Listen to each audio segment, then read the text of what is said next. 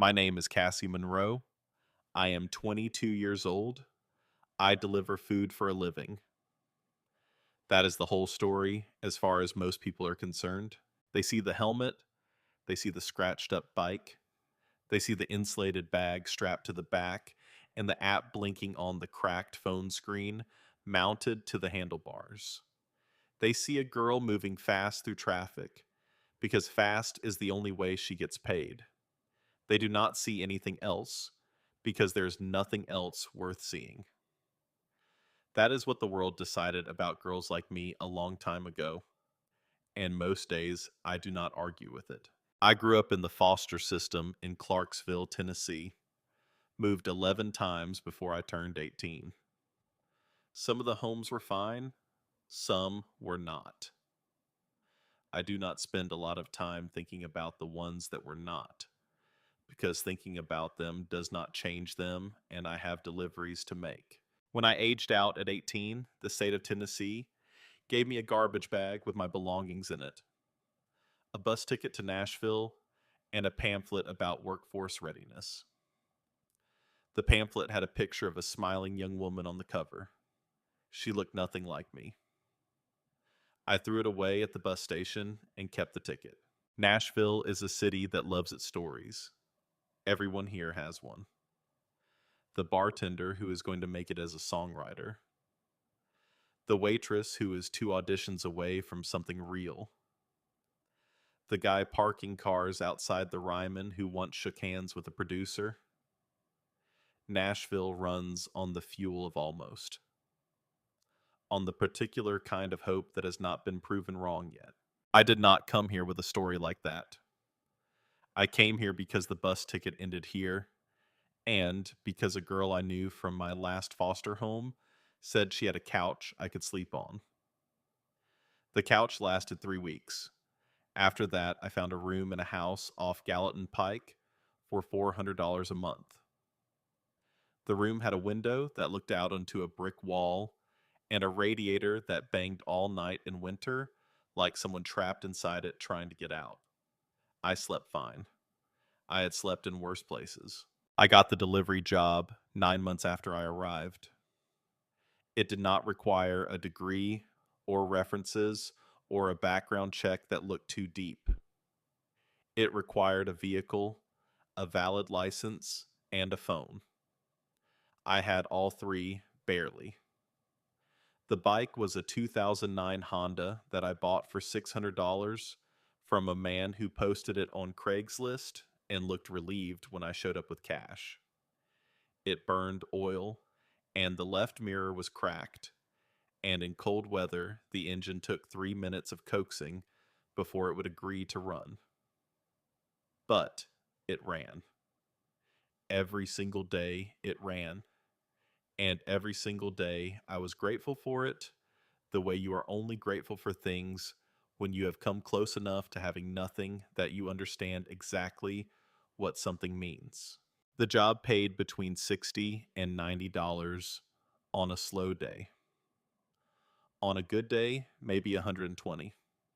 It was not enough, and it was everything I had, and I knew how to make it work the way people who have never had to stretch a dollar do not understand and cannot be taught. I bought groceries on Tuesday when the store marked down the produce. I did not own a television.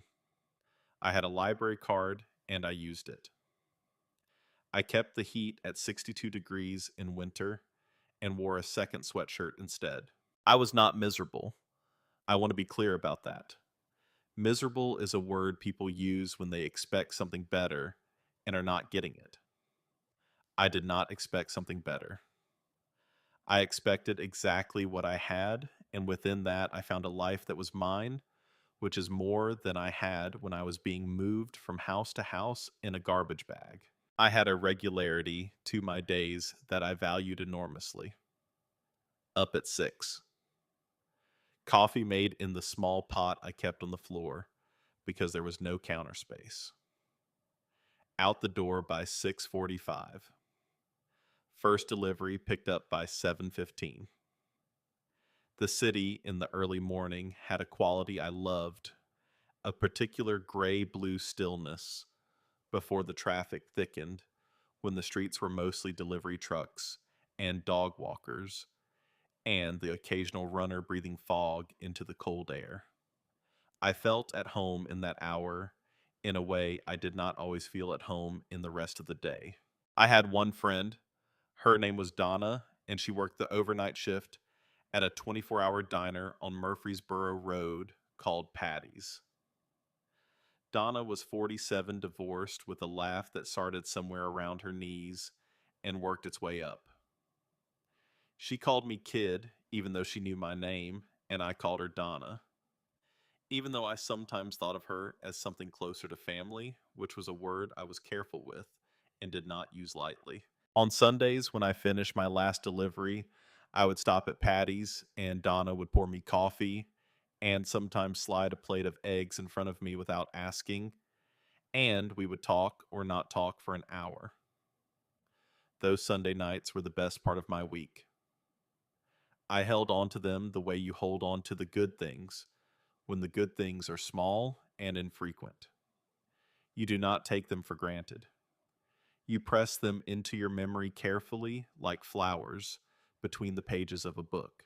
I also had a record, one count of driving without a valid license, October of 2019.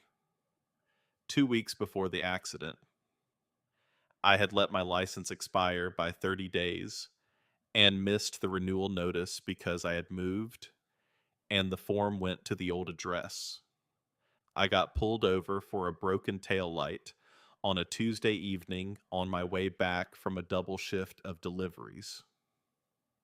The officer was not unkind, but the law is the law, and the record is the record, and $250 is $250 when you have $400 in your account and rent coming on the first.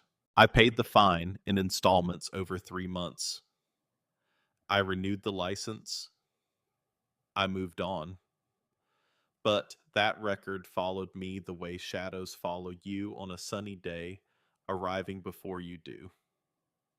Every apartment application that asked the question, every job posting that offered something better than what I had, every form that said check yes or no, and then waited to see what you would do with your own history.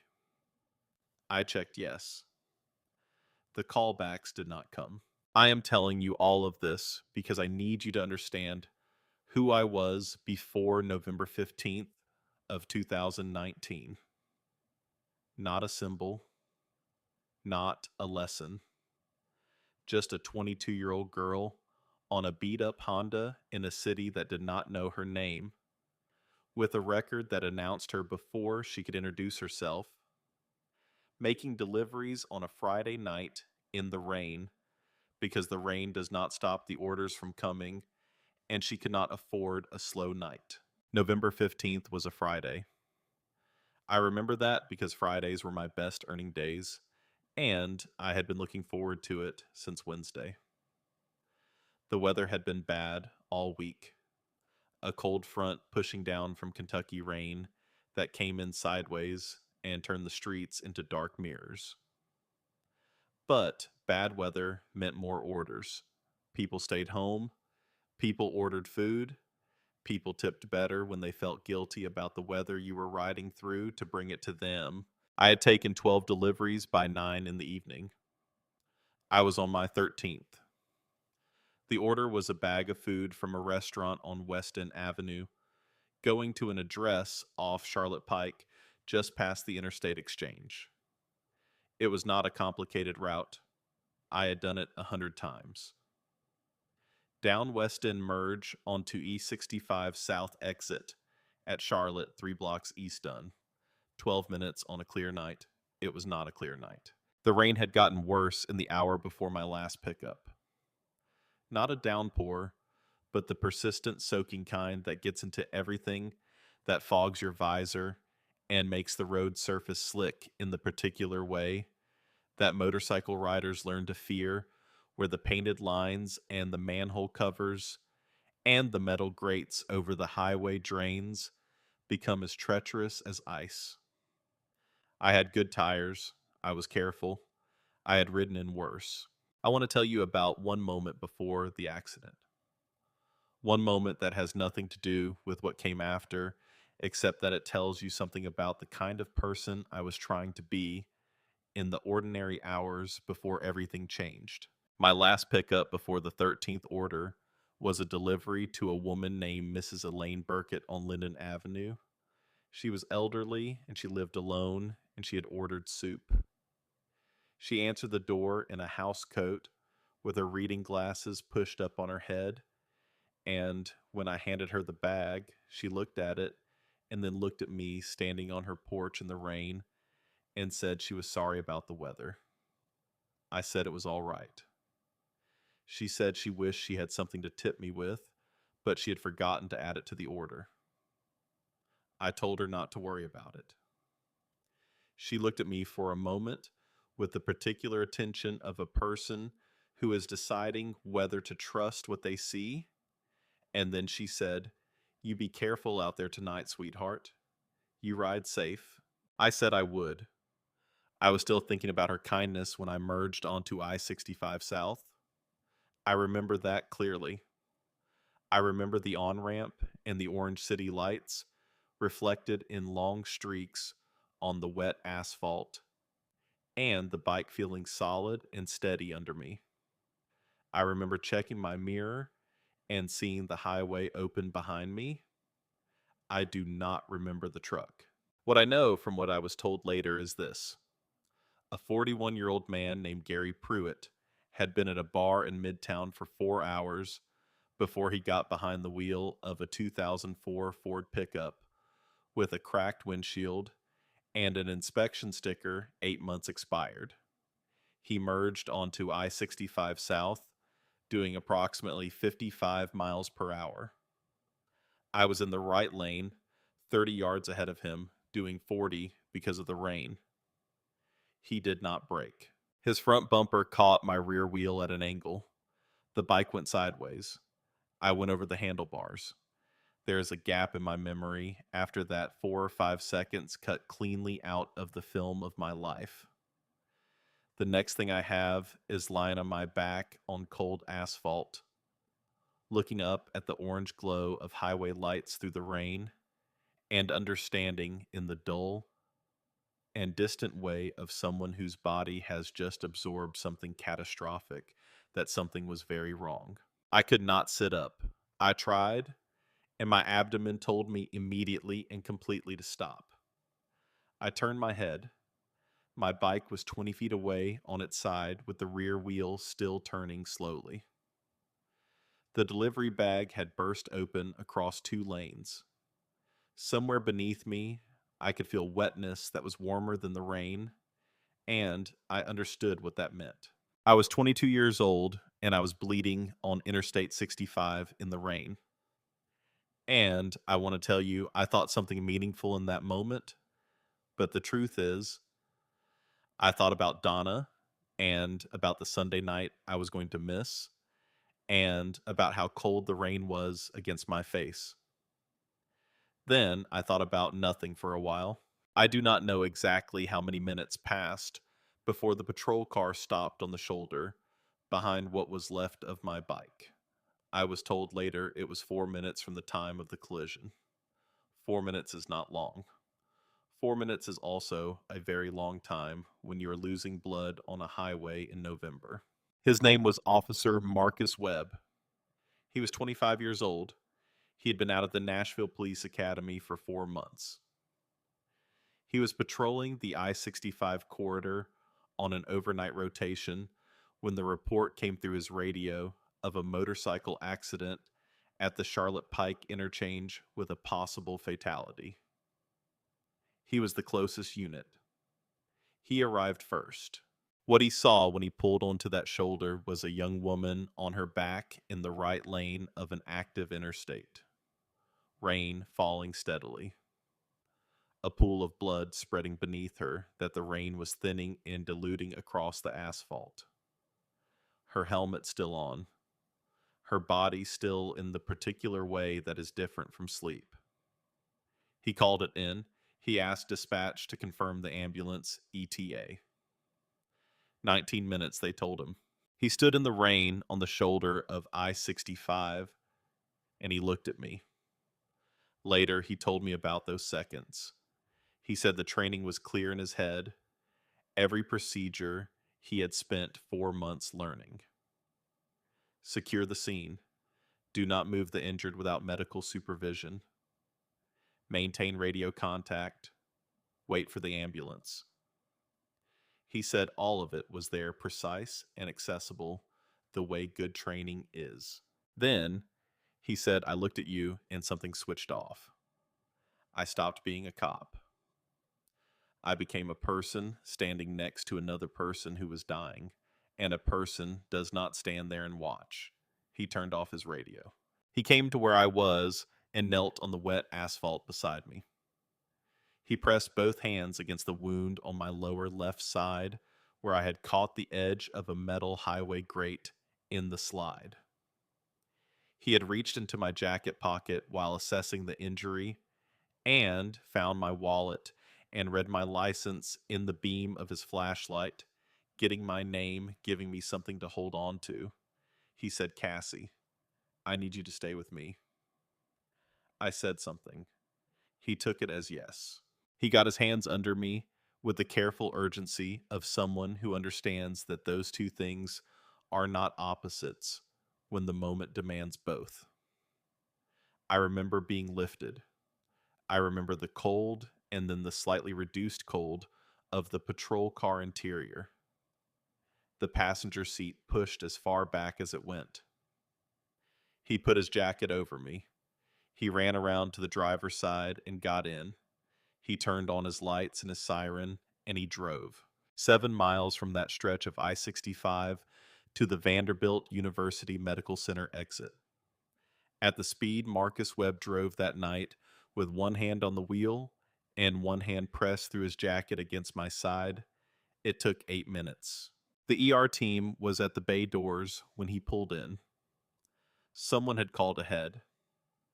Hands came through the passenger door before the car fully stopped, and I was on a gurney and through automatic doors and under lights and into the organized chaos of a trauma bay, receiving a critical patient. I remember ceiling tiles moving above me. I remember a voice calling out numbers.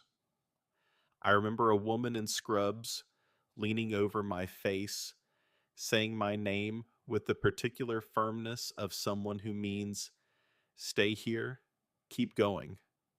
This is not where it ends. Then the world went quiet and white, and I was under. Surgery lasted 3 hours and 40 minutes. The damage was significant and survivable, which is the medical way of saying you almost did not make it, but you did. A laceration to the lower left abdomen had nicked a blood vessel, a cracked rib, a concussion from the helmet impact. Dr. Raymond Fielder, who operated on me that night, told me afterward, in the flat tone of a man who has stopped softening numbers because he has learned the truth is kinder than false comfort. The margin between the outcome we got and the other one was thinner than most people ever want to know. The 8 minutes it took Marcus Webb to get me to that hospital was the difference between those two outcomes. He said it plainly and without drama, and I have never forgotten the plainness of it. I was unconscious for 4 days. When I came back, there was a ceiling I did not recognize, and then there was Donna. She was in the chair beside my bed, with her coat still on, as though she had arrived recently, or had refused to remove it in case leaving suddenly became necessary. Her eyes were red in the particular way of someone who has been crying on and off for days and has run out of the energy to be embarrassed about it. When she saw my eyes open, she made a sound that was not quite a word, and pressed both hands over her mouth and cried without making any other noise for a full minute. I had never seen Donna cry before. I lay there and watched her and felt a complicated warmth. Guilt and gratitude wound together in a way I could not separate. I When she could talk, she told me what had happened. She had been listed as my emergency contact, a fact I had entered into a form 18 months earlier and then forgotten. She had been at the hospital since the second day. She had slept in the waiting room. She had persuaded the nurses to give her updates every 6 hours by the particular force of her personality, which, when applied with intent, was considerable. She told me about the cop. She said a young officer had brought me in. She said the ER staff had talked about it among themselves, about the way he had come through those bay doors with one hand on the wheel and one hand on the patient, and the look of someone who had made a decision he was not available to reconsider. She said one of the nurses told her he had stayed in the waiting room for nearly 2 hours after dropping me off, sitting in a plastic chair in his wet uniform, before a sergeant from his precinct came and collected him. I asked if he was all right. Donna looked at her hands. I said, Donna. She said she had heard something from one of the paramedics who came by the hospital the following day. She said she was not entirely sure of the details. She said she thought I should rest. I said, tell me. She took a slow breath. She told me the officer who had brought me in the young one had been terminated that same night, before his shift was even over, for transporting a civilian in a patrol vehicle without authorization, for disabling his radio during an active call, for failure to wait for medical personnel. I asked her to say it again because I was not sure I had heard it correctly. She said it again, quietly and carefully, the way you repeat something that should not be true, but is. They had fired him for saving my life.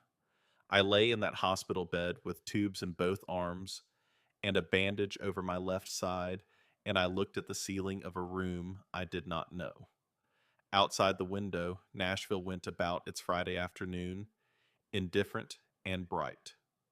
Donna was talking gently about rest and recovery and healing. I heard her voice and did not hear her words. I was thinking about 8 minutes, about what 8 minutes costs a man who stands in the rain over a bleeding stranger and decides that being a person matters more than following the rules, about what gets taken from someone for making that decision, about a 25-year-old with a career and a future and a fiancée he had been engaged to for 3 months, and what he had thrown into the road to pull me out of one. I had $400 in my checking account and a misdemeanor on my record and a room with a banging radiator. I had nothing that looked like power or influence or the ability to change anything. And I had a name, Officer Marcus Webb. I pressed it into the place in my memory where I kept the things that mattered. I did not know yet exactly what I was going to do. I only knew that whatever it cost me, I was going to find him. I was going to look at him the way he had looked at me on that highway, with that same refusal, that same complete unwillingness to let the other person disappear. He had decided I was worth saving. I intended to make sure he knew it was true. They released me on a Tuesday 3 weeks after the accident.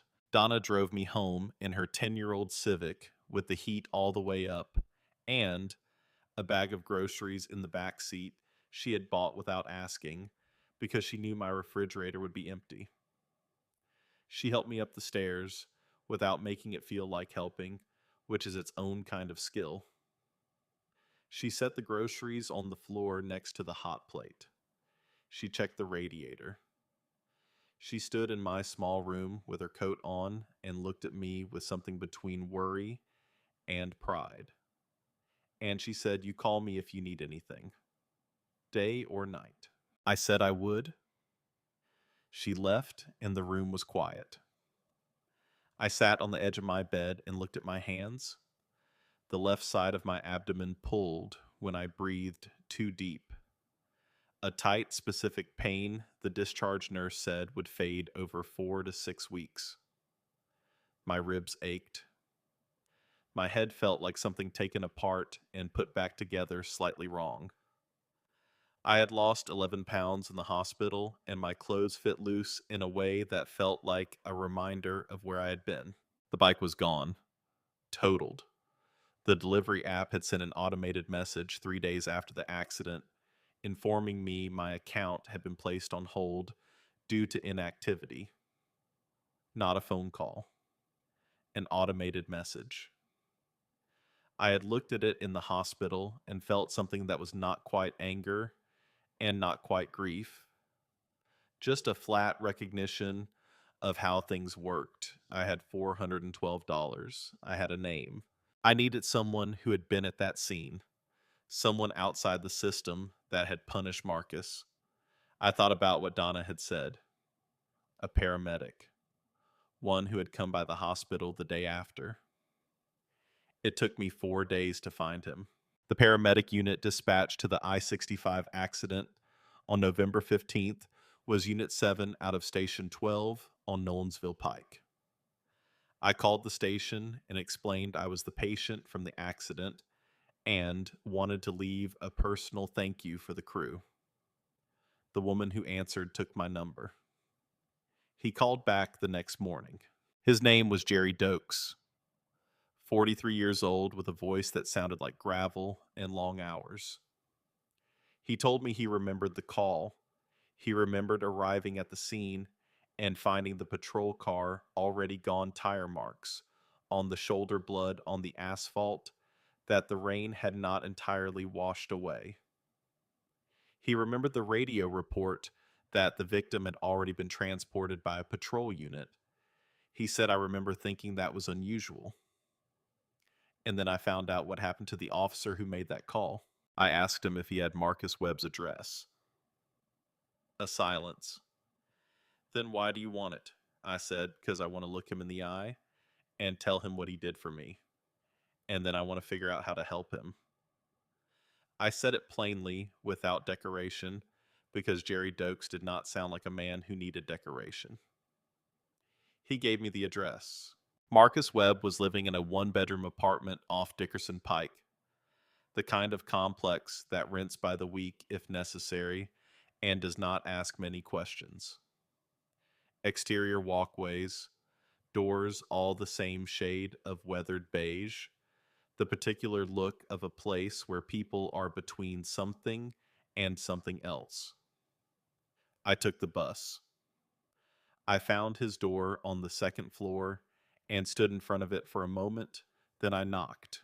He answered after a long pause, the kind that says the person on the other side considered not answering.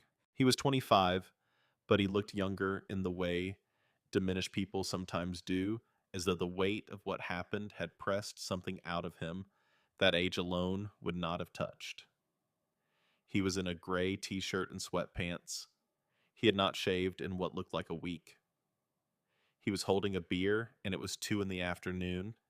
He had been engaged for 3 months before the accident, and the woman he had planned to build a life with had left 6 weeks after his termination, when the money ran dry and the fights got heavy, and she told him the man she loved would not just sit in the dark.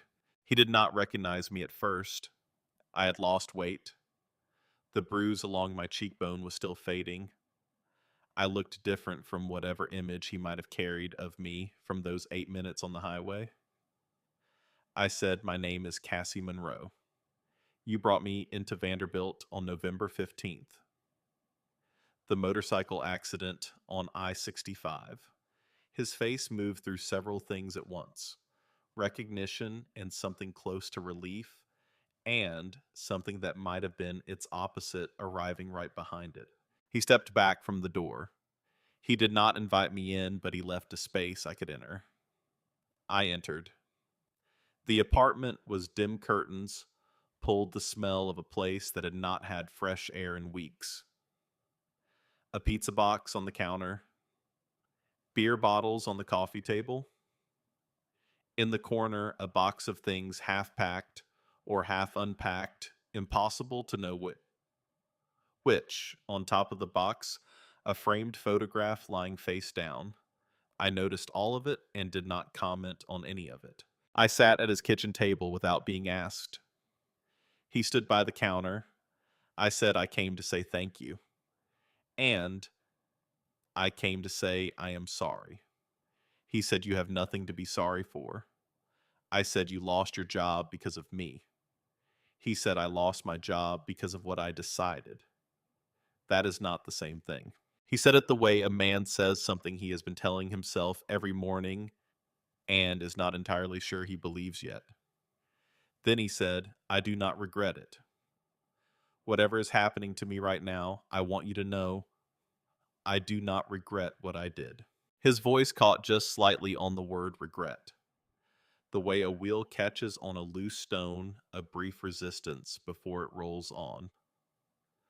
But I heard it, and I understood that he had been rehearsing that sentence in an empty apartment for 4 months, trying to make it feel true. I asked him to tell me everything. From his side, all of it. He sat down across from me and talked for nearly an hour. He told me about arriving at the scene and the calculation he made standing in the rain. 19 minutes against a woman who had maybe 10. He told me about the decision about turning the radio off, about the specific feeling of that silence filling the patrol car. He told me about the 8 minutes, one hand on the wheel and one hand on my side, and the dispatcher's voice escalating behind him before he reached over and turned it off entirely, which he said felt like the loudest thing he had ever done. He told me about the waiting room, about sitting in his wet uniform until a sergeant appeared in the doorway with 2 senior officers behind him and a look that made the outcome immediately clear. He told me about the back office meeting, about Sergeant Dale Hutchins, 52 years old, 28 years on the force, who spoke with the careful precision of a man who had ended careers before and had a system for it.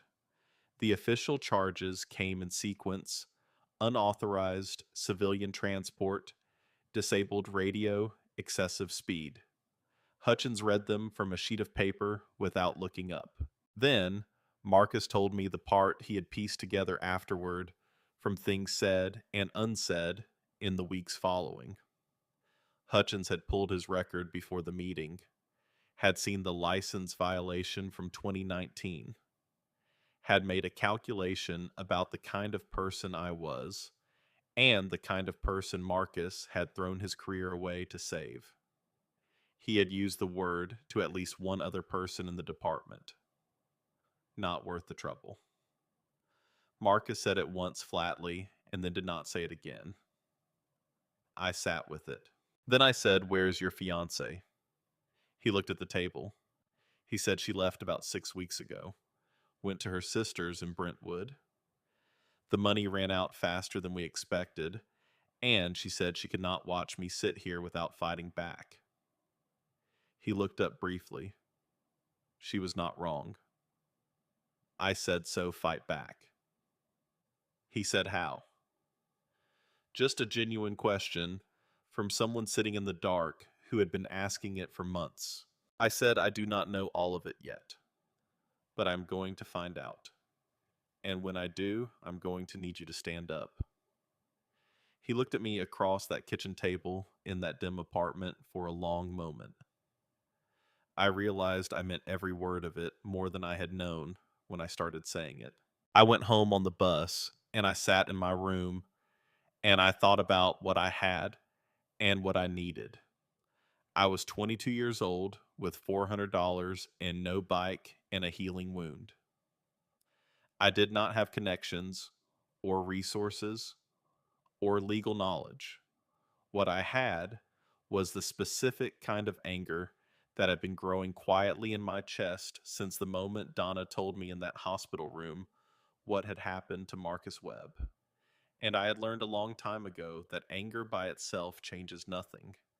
Anger that finds a direction is something else. I needed the facts first, all of them.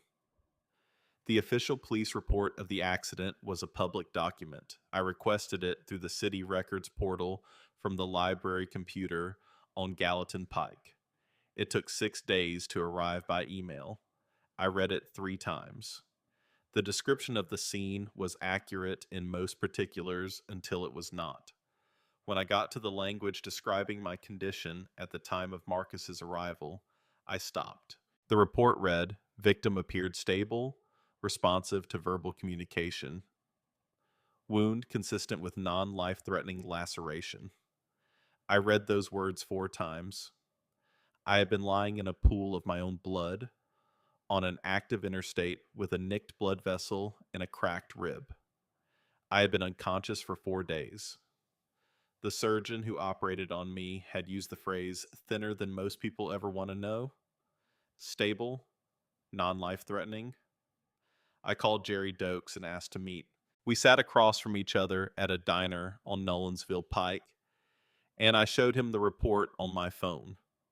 I watched his face as he read. His jaw tightened.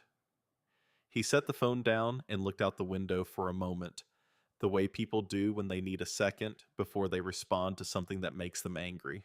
He said that is not consistent with what I was told by the ER team when we followed up that night. He said I filed my own incident report for our records. What I wrote was significantly different from what that says. I said, "Can I see your report?" He said I could get in trouble for that. I said Marcus Webb got fired for saving my life. He is sitting in an apartment on Dickerson Pike in the dark. He lost his job and his fiancée and the future he was building. I am asking you to show me a document that tells the truth about what happened. Jerry Dokes looked at me for a long moment. He had the eyes of a man carrying something for 4 months who was tired of the wait. He sent it to my email from his phone right there at the table. I read it, standing at the bus stop on Nolensville Pike, in the December cold wind, cutting through my jacket, reading words that said what I already knew. Critical condition. Significant blood loss. Patient would not have survived standard ambulance transit time based on injury assessment. Someone had changed the police report. The original report Marcus had filed on his department laptop before being escorted out of the precinct had said what Jerry's report said. I knew this because Marcus had a screenshot of it. He had taken it automatically a habit from his training documenting before submitting. He had not known at the time that he would need it. He had taken it because he was the kind of person who pays attention to things before they disappear. When I called him and told him what I had found, he was quiet for a long time. He said they changed it to make my decision look reckless instead of necessary. I said yes. And I think I know who. He said Cassie. Be careful. These are people who have been doing this a long time. I said I have been careful my whole life because I could not afford not to be. But careful did not keep you from losing your job, and it did not keep me off that highway. So I'm going to be careful in a different direction now. I needed someone with the ability to take what I had found and turn it into something that could not be quietly buried.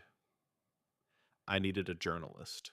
I went to the library and spent an afternoon reading through the Nashville Ledger archive looking for bylines on the kind of stories I needed. I found 3 articles from the previous 2 years. Stories about contracting irregularities, a piece about code enforcement corruption, a disciplinary investigation into the Nashville Police Department that had run one installment and then gone silent as though someone had decided it should. The byline on all 3 was the same: Sarah Calloway. I called the Ledger's main number and asked for her by name. She was not available. I left my name and said I had information relevant to a story she had been working on. She called back in 40 minutes. We met 2 days later at a coffee shop on 12th Avenue South. She was 38, brown hair, cut short, with the unhurried attention of someone who has trained herself to listen before she speaks. She had her coffee when I arrived. She put her phone away when I sat down. No notebook visible until I said, "You can write this down." I told her everything in the order it happened because I had organized it in my head over 2 weeks of lying on my bed with the radiator banging, understanding that I would not get many chances to be believed by someone with the ability to act on it, and I could not afford to waste the one I had with disorder or excess emotion. She asked good questions, the kind that test the foundation rather than just build on top of it. She asked whether Jerry was willing to go on record. She asked about the screenshot. She asked about my own record, and when I told her about the misdemeanor, she nodded without hesitation and said they will use that to change the subject. "We need to get there first." I said, "I know. I am ready for that." She looked at me over her cup. Then she said, "There is something else you should know. What you are describing, the altered report, the way this was handled, I have seen Hutchins's name before. I have been trying to break a story about the disciplinary culture inside that department for 2 years. I could not get traction because I could not find the right specific case with documentation and a face." She paused. "You just handed it to me." She said, "This is larger than one wrongful termination. This is about a system that decides whose life is worth protecting and whose is not, and then punishes the people who refuse to go along with that calculation." She did not use the specific phrase. She did not have to. I understood what we were actually fighting. She asked me one more question before we finished. She said, "Why are you doing this?" Most people in your position would heal up and move on. I thought about it honestly because she had earned an honest answer. I said because he looked at me on that highway and he decided I was worth saving. He paid a real price for that decision, a price I can count in months and jobs and relationships. I cannot walk away from that and still be a person I recognize when I look in the mirror. She was quiet for a moment. Then she said, "All right, let me get to work." The weeks that followed had a strange quality. On the surface, nothing had changed. I was still in my room on Gallatin Pike, still healing, still broke. The app account was still on hold, the bike still gone. But underneath the surface, something was moving, something with direction. And I was part of it. Sarah called every few days with questions or updates. She had found 2 other officers terminated by Hutchins under similar circumstances in the previous 5 years, both involving the exercise of independent judgment that Hutchins had characterized as insubordination. One had filed a complaint and then quietly withdrawn it. When Sarah reached him, he spoke off the record then on it. I called Marcus every few days, not with pressure, just with presence. "This is where we are. This is what is happening. You are not alone in this." Gradually, something shifted in his voice on those calls. He started asking questions instead of just listening. He started using the word "we." He sent the screenshot without my asking twice. Then Hutchins found out. I do not know exactly how. Sarah had been careful. Jerry had been careful. Marcus and I had been careful. But 28 years inside, a department builds a particular kind of awareness. A network of ears in places that cannot be seen from outside. Sometime in late January of 2020, Hutchins became aware that a delivery girl with a misdemeanor on her record was building a case against him. His first move was against Jerry. Jerry called me on a Wednesday evening, his voice stripped of its usual steadiness. He said he had received a call from someone connected to Hutchins. Not Hutchins directly, someone who reminded him of the retirement coming in 4 years and the pension attached to it, and the things that could happen to both if he continued making certain decisions with his professional records. The person had been polite, Jerry said. He said polite was sometimes harder to argue with than direct. I heard the fear in his voice, and I did not pretend it was irrational. Jerry was 43, with a career and a pension and a family. The mathematics of what I was asking him to risk were real, and I respected them. I said, Jerry, I am not going to tell you what to do, but I want you to know that what you wrote on that incident report is the truth written down in your name, and that exists regardless of what you decide now. It matters even if you cannot be the one to say it out loud right now. He was quiet for a long moment. He said, let me think about it. Hutchins' second move was against Marcus. The civil suit papers arrived at Marcus's apartment on a Friday morning in February. The department's legal office, acting on Hutchins's behalf, was filing a claim alleging that Marcus's unauthorized use of the patrol vehicle on the night of November 15th had resulted in liability and damages to the city, and that he was personally responsible for a portion of the associated costs. Two attorneys Sarah consulted for background confirmed the claim was thin and the amount small, and the legal theory unlikely to succeed. But it did not need to succeed. It only needed to frighten a man with no income, no lawyer, and a dark apartment on Dickerson Pike into going quiet. Marcus called me at midnight that Friday. His voice had the flat calm of someone who has run out of everything else and arrived somewhere past fear. He said, Cassie, stop. Let this go. I do not want this following you. I sat in my room in the dark and I thought about a highway in November and a man kneeling in the rain making a decision. I said, Marcus, do you trust me? A long silence. He said yes. I said, then let me do what I came to find you to do. You stood up for me when it cost you everything. Let me stand up for you. He did not say anything for a while. Then he said, okay. I called Sarah. It was midnight, and she answered on the second ring. I told her about the suit. I told her about Jerry. I said we needed to move. She said the piece is almost ready. I need one more thing from you. I said, what? She said, I need you fully on record. Name, photograph, your history, all of it. Because they are going to make this about who you are, and we need to get there first in our own words, in our own way. I knew what she was asking. My face, and my name, and my misdemeanor, and my 11 foster homes, and my $400 room on Gallatin Pike, all of it visible to anyone who wanted to find it and use it.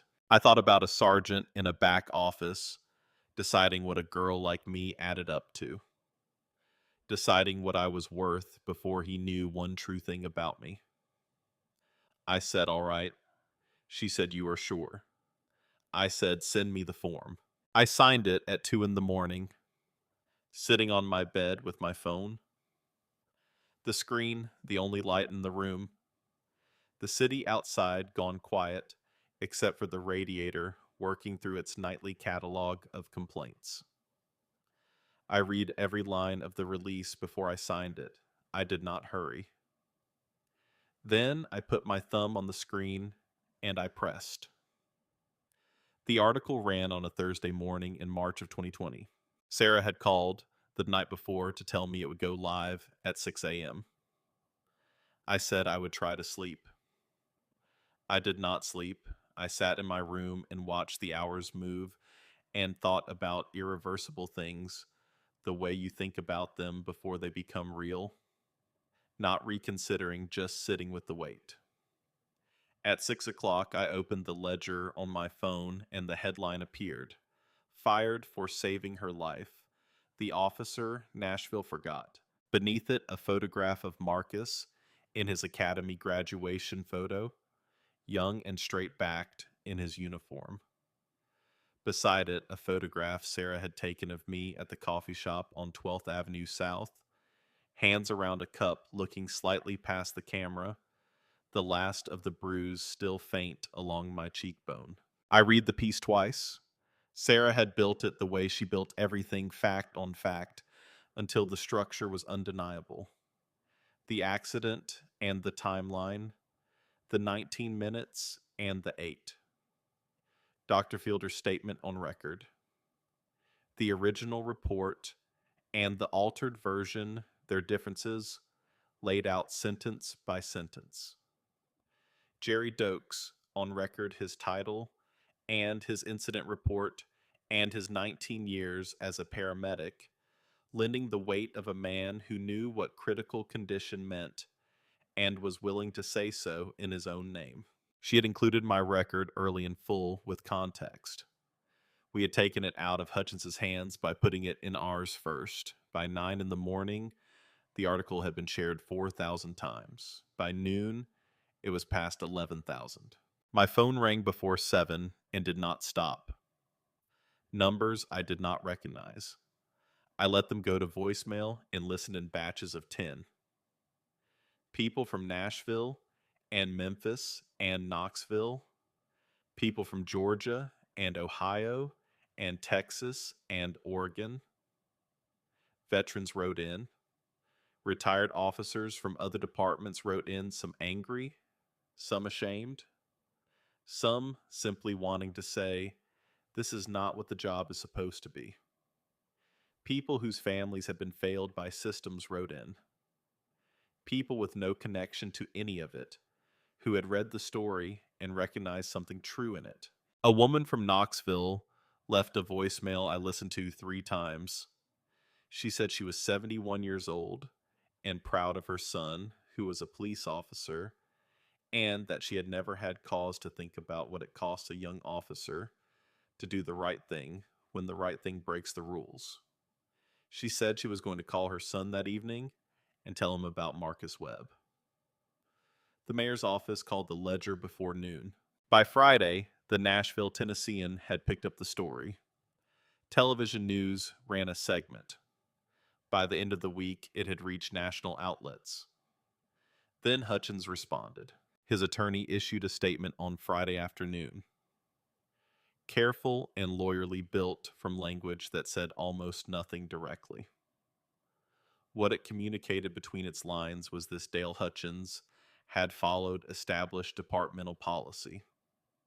He had applied regulations approved by the department's leadership. If the policy was wrong, the policy was what needed examination, not the individuals who enforced it. Sarah called me within an hour. She said he is not going down alone. He is pulling the whole structure down with him. I said, what does that mean for Marcus? She said it means there are people above Hutchins who signed off on those guidelines, and those people are now very uncomfortable. It means the internal review is going to have to be real because there are too many eyes on it for theater to be enough. She paused. It also means this is larger than we thought. This is not about one bad sergeant. This is about a department that built a culture around deciding who was worth protecting and then wrote that culture into policy. The Nashville Police Department announced an internal review the following Monday. I read the announcement standing in the parking lot of a restaurant where I had just made a delivery because I had a new bike by then, bought in April, with money from a fund Sarah had mentioned almost in passing, in a follow-up article that readers had contributed to without being asked. I had not wanted to accept it. I had sat with the notification for a long time, the same way I had sat with the release form at 2 in the morning on my bed. Then I thought about what it means when people decide someone is worth the trouble. What it costs when they are told they were wrong to think so. I accepted it. I got back on the bike. The first morning, I rode it out onto Gallatin Pike. I felt the engine come alive under me, and I thought about the night of November 15th, and I thought about every mile between that night and this one, and I rode through the the gray-blue stillness of the early city, the way I always had, the way that had always felt most like mine. The internal review took 6 months. 6 months is a long time when you are waiting for a thing to become real. Marcus had gotten a part-time job at a hardware store on Gallatin Pike in April, which was how we discovered we had been living 3 miles from each other without knowing it. He would come by sometimes in the evenings, and we would sit on the steps outside my building with gas station coffee in styrofoam cups and talk about the ordinary things. Not always the case, not always the large things. Sometimes just about the city and the hardware store and what it looked like from a store counter versus a patrol car versus a delivery route. Sometimes just about nothing much at all. In those months, I watched him come back to himself. Not all the way, not quickly, but steadily. The way things that have been pressed down will rise again if the weight is removed. He started going for runs in the morning. He called Renee. They talked. She came over for coffee, then more than once. They were not where they had been before, and they both knew it, and they approached the distance between them with a care that suggested they understood what it would cost to cross it wrong. In August of 2020, the internal review concluded. I read the findings on my phone in a parking lot in the Nashville summer heat. Official language in a government document, dry and precise, doing the work that official language is built to do. The review found that the disciplinary report submitted in the case of Officer Marcus Webb had contained material inaccuracies. Specifically, the characterization of the victim's condition as stable and non-life threatening was inconsistent with the emergency room documentation, the paramedic incident report, and the original report filed by Officer Webb. The review found further that the original report had been accessed and modified in the department's document management system by a user account associated with Sergeant Dale Hutchins. The review recommended immediate reversal of the termination, full restoration of back pay and benefits, a formal apology from the Chief of Police. It recommended that Sergeant Dale Hutchins be suspended pending a separate disciplinary proceeding. I sat in that parking lot in the August heat and read it twice. I had expected to feel triumphant. What I felt was quieter than that, a settling. The specific feeling of setting down something you have carried long enough that you are not sure how to stand without it, and then finding that you can. I called Marcus. He already knew. Sarah had called him first. He said she had read him the key findings over the phone, and he had sat down on the kitchen floor and stayed there for a while. I said, "How are you?" He said, "I'm sitting on the kitchen floor." I said, "That seems about right." He said, "Cassie, thank you. Not just for this, for coming to that door in December. I was in a bad place, and you knocked, and you would not let me disappear." I said, "You did not let me disappear on a highway." It seemed fair. The formal reinstatement ceremony was held at Nashville Police Department headquarters on a Wednesday in September. The Chief of Police read a prepared statement acknowledging the errors in the disciplinary process and expressing regret for the impact on Officer Webb.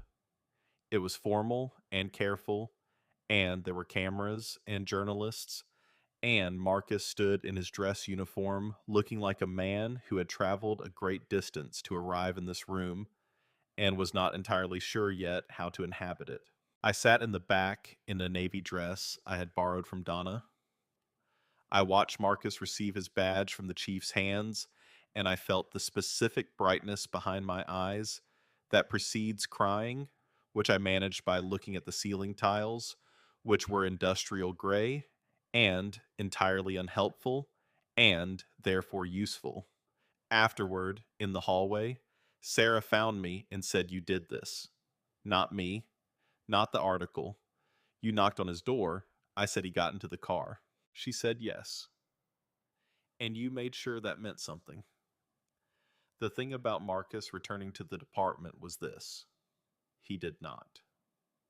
He had the badge in his hand at the end of that ceremony, and he stood in the hallway with the cameras still running and the chief nearby, and he looked at the badge for a long moment. Then he walked to a table, set it down carefully, and signed the resignation form he had brought in his jacket pocket. He had told me the week before. He had called and said, "I'm not going back, Cassie. I need you to understand that." I said, "I do." He said, "I need to do something where the rules serve the person, not the other way around. I need to be the one on the ground who makes the call, not the one who has to ask permission before he is allowed to be human." I said, "I know. I knew that about you before you did." He used the back pay to enroll in the EMT certification program at Volunteer State Community College that October, 9 months. He graduated the following June and was hired by the paramedic division at Vanderbilt University Medical Center, the same hospital he had driven to in 8 minutes on a rainy November night 2 years before. On his first shift, he walked through the bay doors carrying a paramedic bag instead of a badge and started the work he was supposed to be doing. He called me from the parking lot that evening. He said, "I went through those doors today." I said, "I know." He said it felt like something that was always supposed to happen finally happening. I said, "Yeah." He said, "How are you?" I said, "Good. I am about to go ride." He said, "Ride safe." I said, "Always." Dale Hutchins was terminated in February of 2021 following his own disciplinary proceeding. His pension was partially affected. The departmental guidelines around civilian transport and officer discretion in emergency situations were amended in November of 2020 without a press conference, as though the change had always been coming and no particular sequence of events had forced it. I paid attention to how the amendment was worded and what it changed and what it carefully did not change. I started going to city council meetings after my evening deliveries, sitting in the back with my helmet on my knee, learning the language of policy, which words actually move things and which words only sounded like they did. In the spring of 2021, I gave public comment at a council meeting on emergency transport policy. I had 3 minutes. I used them the way Sarah had taught me, without meaning to fact by fact, number by number, 8 minutes and 19 minutes. And what the distance between them cost a person who made the right call. I did not tell my story the way you tell it at a dinner table. I told it as an argument for change. The council member who chaired the session was named Patricia Voss.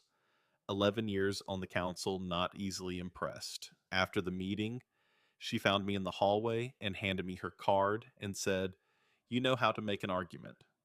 Come talk to me sometime." I still have that card.